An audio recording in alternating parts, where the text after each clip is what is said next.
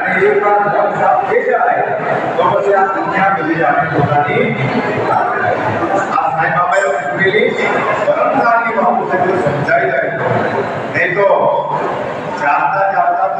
ઘરબાજુ બધા જઈને સુંદર થાય તો તેથી ચાલવા માટે બધી મોટી બાબત નથી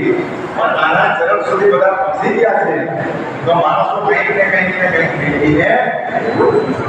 તો સદગુરુના ચરણમાં કઈ વસ્તુ મળે તો સંતો એમ કહે કે બે આત્માઓ આપે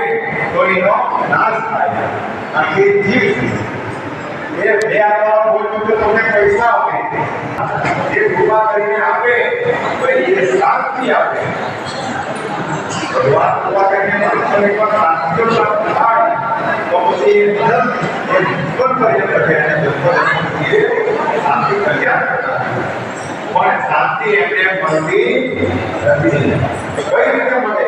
તમે જે ભક્તિ કરતા સદગુરુના સદગુરુ પહોંચી ગયા તો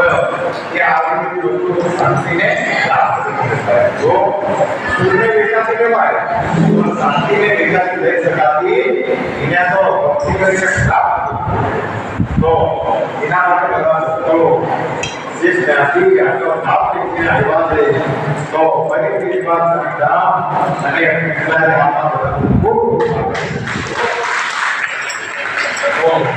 આવાના જન્મમાં બધા ભક્તો હતા તો પહેલા એટલે રામનો નામ લઈ લેવા બધા અને ભાવ કે રામને યાદ હંમેશા કહેતા કે રામનું નામ લેવું તો તમને જીવનમાં આરામ એટલે કે વિશ્રામ મળે તો રામના નામના પ્રભાવથી માણસનો આત્મા ઉતરી જાય તો 2 મિનિટ માટે આપણે રામનું કીર્તન કરીએ જે બાપાને ખૂબ ગમતું આપણે બધા ભાવ સાથે બોલો શ્રી રામ